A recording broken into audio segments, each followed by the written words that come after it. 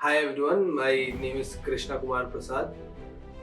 मैं मैमसी से हूँ, 17 बैच का। मैंने अभी डांस सेकेंड ईयर में ज्वाइन किया था, एक बहुत पहले जब सब सोचते थे कि नहीं करते एंड ऑल, एंड तब से मैं डांस का हिस्सा रहा हूँ। तो इस INICET में मेरी रैंक आई है 134। उसके पहले भी मैंने दिया था नीट और INSET इन मार्च एंड मई। तो मार्च में नीट में मेरी रैंक आई थी 29,000 एंड उसी के बाद वाले INICET में मेरी रैंक आई थी 15,000 के अराउंड। तो उस टाइम तक तो इतना अच्छा प्रिपरेशन थी नहीं मेरी।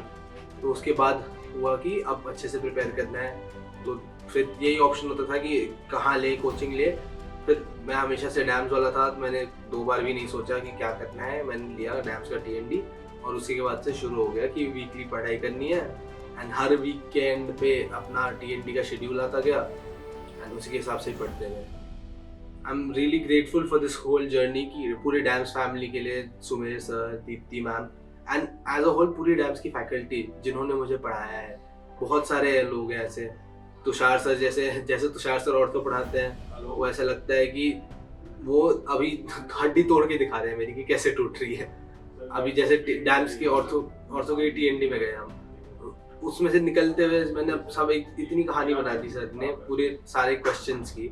निकलते हुए यही लग रहा था कि कुछ हो ना हो, इतना तो याद रहेगा कि हिप का इंटीरियर डिसलोकेशन बाइक पे होता है और डैशबोर्ड पे पोस्टीरियर डिसलोकेशन होता है। इतना तो ऐसे हो गया था कि हाँ, ये तो एकदम बच्चे वाली चीज हो गई, ऐसे बना दी थी कहानी। ऐसी अरविंद सर हैं। अरविंद सर, मेरे को मेडिसिन पसंद नहीं था मुझे एज अ होल शुरुआत से, बट अरविंद सर जैसे पढ़ाते हैं और जिस तरीके से पढ़ाते हैं, उसके बाद जितना अरविंद सर से पढ़ा है वो सब पढ़ के इतना अच्छा लगता था कि हाँ चलो, at least if I don't know अब सब कुछ, इतना अरविंद सर ने जैसे पढ़ाया है उन सब में मैं अच्छा हो सकता हूँ। फिर उसके अलावा काफ़ी कुछ है, जैसे अब मैं वीकली TND स्टार्ट हुए थे, तब उसके पहले तक तो हम ज़्यादा सवाल करते नहीं थे।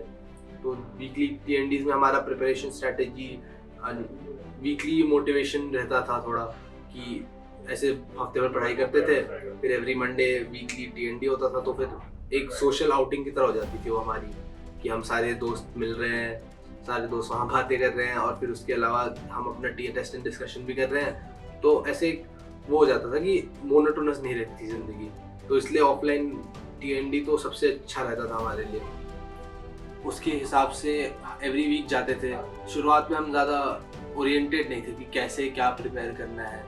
जैसे TND में एक TND करके गए, फिर उसके बाद हमें कुछ TND में अलग अलग चीज़ें सीखने के लिए, एक्सेप्ट दैट सब्जेक्ट। मतलब जैसे पैथ्स में सर थे, उन्होंने लिटरली हमें शुरुआत के आधे घंटे बैठ के सिखाया कि सवाल कैसे सॉल्व करने हैं, जो हमें अभी पहले सुन के कभी कभी ना लेम लगता है कि सवाल कैसे सॉल्व करने हैं, कैसी बात है, बट है यही एक स्किल है जो MCQ एग्जाम में आगे ले जाता है। क्यों पढ़ तो रही हैं, ये स्किल भी ज़रूरी है। फिर जैसे धीरे धीरे ऐसी TND जाती रही, तब पता चला, जैसे सचिन सर से बात करी थी मैंने एक बार, सचिन सर ने TND में बोला था कि सारे PYQ टॉपिक्स सबसे पहले क्लियर करके रखो। तो वैसे ही एक एक TND के साथ हम नई नई चीज़ें एक्सेप्ट दैट सब्जेक्ट इटसेल्फ सीखते गए। और फिर वैसे ही बीच बीच में GT देना स्टार्ट कर दिया था उस टाइम। तो हर GT में देते रहते थे। शुरुआत में तो ऑब्वियसली नंबर अच्छे नहीं आ रहे थे, बट धीरे धीरे जैसे टाइम बढ़ा तो अपनी प्रोग्रेस आती रही और पता चला कि अपनी मेहनत थोड़ी सी रंग ला रही है। उसके बाद जैसे ही थोड़ा थोड़ा कॉन्फिडेंस बढ़ता रहा, ऐसे टाइम के साथ थोड़ा थोड़ा कॉन्फिडेंस बढ़ता रहा। फिर इसके अलावा मैंने लाइक पिछले नीट जब था तब DVT भी करी थी डैम्स की, लाइक थोड़ी ही कर पाया था तब, बट उसकी वीडियो सारी ऑनलाइन अवेलेबल थी डैम्स के ऐप पे। तो उसको एक मैंने बना लिया था कि हर सब्जेक्ट पढ़ के एक उसी टाइम रिवाइज कर लेता था मैं, जो पता नहीं दूसरों की स्ट्रैटेजी थी या नहीं, बट वो मेरी स्ट्रैटेजी थी। मैं उस टाइम पढ़ के उसी टाइम, और कुछ था नहीं मेरे पास कंसाइज करने के लिए उस टाइम, मैं डैम्स में अच्छे से सब कुछ कंसाइज कर लेता था कि कुछ हो ना हो मैं इसको आधे घंटे में पढ़ लूँ। कि एक बार पूरा पढ़ा तो पढ़ा ही है, TND देने के पहले ही आधा घंटा DVT खोला, आधे घंटे DVT पढ़ी, फिर देने बैठा TND का टेस्ट।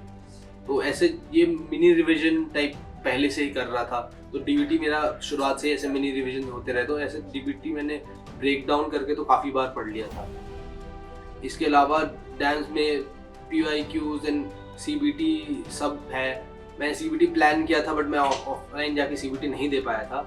बट हम हमेशा ये था क्लियर कट कि CBT ऑफलाइन देना है और सीरियसली देना है, ऐसे नहीं कि बस ग्रैंड टेस्ट की तरह दे दिया। CBT को ऐसा फाइनल एग्ज़ाम सोच के कि बस अब जाना है वहाँ, एकदम चेक इन करना है, बैठना है, फाइनल एग्ज़ाम है की तरह सोच के देना है। क्योंकि GT और फाइनल एग्ज़ाम में बस यही फ़र्क रह जाता है कि घर के कंफर्ट में एग्ज़ाम देते हैं, दिमाग चलता है, और जब स्ट्रेस में जाके वहाँ बैठते हैं तब दिमाग चलना हो जाता है बंद।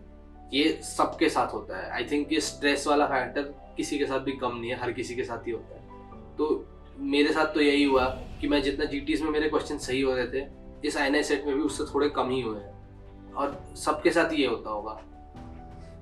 इसके अलावा मैं बस ये कहना चाहूँगा जो लोगों को अभी प्रिपेयर कर रहे हैं, मेरे दोस्त, मेरे जूनियर, सबको, कि मैंने पहले भी ये कह रखा है कि अगर मैंने कर लिया तो तुम ज़रूर कर सकते हो। बस ये है कि बैठ के पढ़ना है, तो बस लग जाना है कि आगे पीछे का नहीं सोचना, स्टेप बाय स्टेप एक एक दो दो चीज़ें ख़त्म कर करके करते रहना है। कंसिस्टेंसी एक बार आ जाए तो उसको छोड़ना नहीं है, एंड उसी से आएगी रैंक, उसी से आएगा रिजल्ट्स। रैंक तो चलिए जो भी है, बट जो ब्रांच चाहिए हमें, जो भी चाहिए आगे, उसी से। बस इतना ही कहना चाहूँगा मैं। Thank you dams and everyone जो ये देख रहे हो, and I hope the best for all of you. Thank you so much.